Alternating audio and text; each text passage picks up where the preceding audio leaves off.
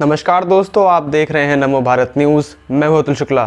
दोस्तों, एक कहावत है कि मगरमच्छ के आंसू और कांग्रेसियों की बातों पर कभी विश्वास नहीं किया जाना चाहिए। दोस्तों, आज जो कांग्रेस कोरोना का रोना रो रही है, पिछले साल इसी कांग्रेस की सोनिया गांधी ने CAA के समय लोगों से सड़कों पर उतरने की बात कही थी। यही कांग्रेस जिसे इस समय कोरोना की बहुत चिंता है, उसी ने किसान आंदोलन पर कुछ नहीं बोला था, बल्कि उल्टा खालिस्तान का समर्थन कर रही थी। यही कांग्रेस सरकार जो आज कोरोना का रोना रो रही है, इसी ने देश को इतना खोखला कर दिया था कि आज स्वास्थ्य व्यवस्था को फिर से बनाना पड़ रहा है। दोस्तों, आज देश का हर व्यक्ति, हर उद्योगपति, रेलवे, सेना, इसरो, DRDO और पूरा सरकारी तंत्र केवल देश की जनता की सांसों को थामने का काम कर रहा है। और घोटालेखोर कांग्रेसी जो जेल से बेल पर छूटे हुए हैं, ये क्या कर रहे हैं? देश में गृह युद्ध छेड़ने की बातें कर रहे हैं, मात्र इसलिए कि मोदी को सत्ता से हटाया जा सके, तो इनकी मुसीबतें कम हो और इनका मूर्ख युवराज सत्ता में काबिज किया जा सके और फिर ये दोबारा देश को निचोड़ सके। कांग्रेस ने केंद्रीय स्वास्थ्य मंत्री हर्षवर्धन के एक बयान को लेकर बुधवार 28 अप्रैल को उन पर निशाना साधा और उन्हें मंत्री पद से बर्खास्त करने की मांग की। पार्टी के वरिष्ठ नेता और पूर्व वित्त मंत्री P. चिदम्बरम ने भी यही कहा कि भारत के सभी लोगों को मूर्ख समझ रही सरकार के खिलाफ जनता को विद्रोह कर देना चाहिए। उन्होंने ट्वीट किया, मैं केंद्रीय स्वास्थ्य मंत्री हर्षवर्धन के बयान से आक्रोशित हूं। मैं उत्तर प्रदेश के मुख्यमंत्री योगी आदित्यनाथ के उस बयान से भी आक्रोशित हूं कि प्रदेश में टीके की कोई कमी नहीं है। चिदम्बरम ने कहा कि जनता को उस सरकार के खिलाफ विद्रोह करना चाहिए जो यह मानकर चल रही है कि भारत के सभी लोग मूर्ख हैं। पूर्व केंद्रीय मंत्री ने सरकार पर निशाना साधते हुए कहा कि क्या सभी टीवी चैनल झूठे विजुअल्स चला रहे हैं? क्या सभी न्यूज़पेपर्स की खबरें गलत हैं? क्या सभी डॉक्टर्स झूठ बोल रहे हैं? परिवार के सदस्य क्या गलत बयान दे रहे हैं? सभी तस्वीरें क्या झूठी हैं? वहीं कांग्रेस प्रवक्ता सुप्रिया श्रीनेत ने भी सरकार पर हमला बोला। उन्होंने कहा, अस्पतालों में उपचार नहीं मिल रहा है, ऑक्सीजन की कमी बरकरार है, लोग त्राहिमाम कर रहे हैं, शमशान और कब्रिस्तानों में जगह नहीं बची है। इस स्थिति के बावजूद स्वास्थ्य मंत्री कहते हैं कि इस साल स्थिति पिछले साल से बेहतर है। उन्होंने आरोप लगाया, ऐसा लगता है कि वो मानवता का मूल धर्म भूल चुके हैं, सत्ता के अहंकार में इतने चूर हैं कि वो लोगों की वेदना भूल गए हैं। सुप्रिया ने कहा, हर्षवर्धन के अंदर नैतिकता नहीं है कि वो इस्तीफा दे दें, इनको तत्काल बर्खास्त किया जाना चाहिए। गौर मतलब है कि केंद्रीय स्वास्थ्य मंत्री हर्षवर्धन मंगलवार को एक वेबिनार में उन्होंने कहा था कि 2021 में देश पिछले साल की तुलना में महामारी को हराने के लिए अधिक अनुभव के साथ मानसिक और भौतिक रूप से बेहतर तरीके से तैयार है। बता दें कि कोरोना की दूसरी लहर से पूरा देश इस समय जूझ रहा है। कहीं ऑक्सीजन की कमी है तो कहीं मरीजों के लिए अस्पतालों में बेड कम पड़ने लगे हैं। हर दिन कोरोना संक्रमित मरीजों की संख्या रिकॉर्ड तोड़ रही है और देश की स्वास्थ्य सेवाओं पर भारी दबाव है, जिससे अफरा तफरी भी दिखाई दे रही है। ऐसे में हालात ने सोचने पर मजबूर कर दिया है कि आखिर ऐसा क्या हुआ कि कोरोना ने इतना खतरनाक रूप धारण कर लिया। और पिछले साल से भी इस साल की स्थिति ज़्यादा खराब हो गई है। जब पिछले कुछ महीनों पर नज़र डालते हैं तो पता चलता है कि कोरोना संक्रमण के मामले कम आने से कई राज्यों ने मान लिया था कि अब कोरोना देश से जा चुका है, कोरोना का अब खात्मा हो चुका है।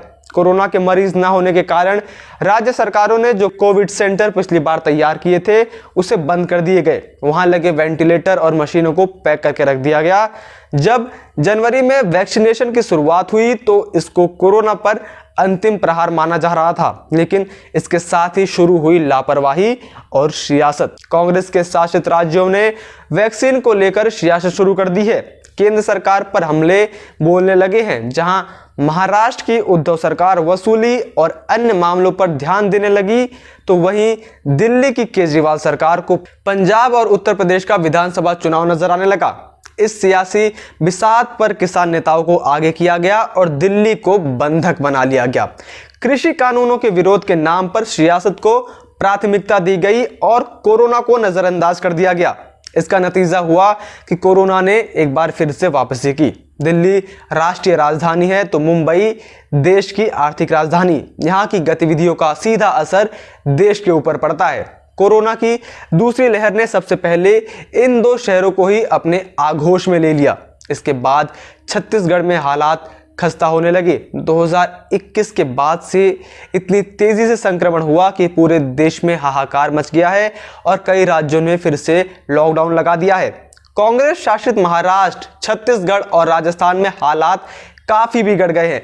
पूरे देश के कोरोना संक्रमण के कुल मामलों में आधे से अधिक तो कांग्रेस शासित 5 राज्यों में से ही है। मगर कांग्रेस के वरिष्ठ नेता पी चिदंबरम अपनी पार्टी के राज्यों में सुधार करने के बजाय स्वास्थ्य मंत्री हर्षवर्धन पर निशाना साध रहे हैं और जनता को विद्रोह के लिए उकसा रहे हैं। मोदी सरकार ने महामारी के मामले में जरूरी चीजों से लैस करने के लिए पेशेवर तरीके से कदम उठाए हैं। महामारी की दूसरी लहर के नागरिकों की दिक्कतों और कष्टों को हल्के में नहीं लिया जा सकता है।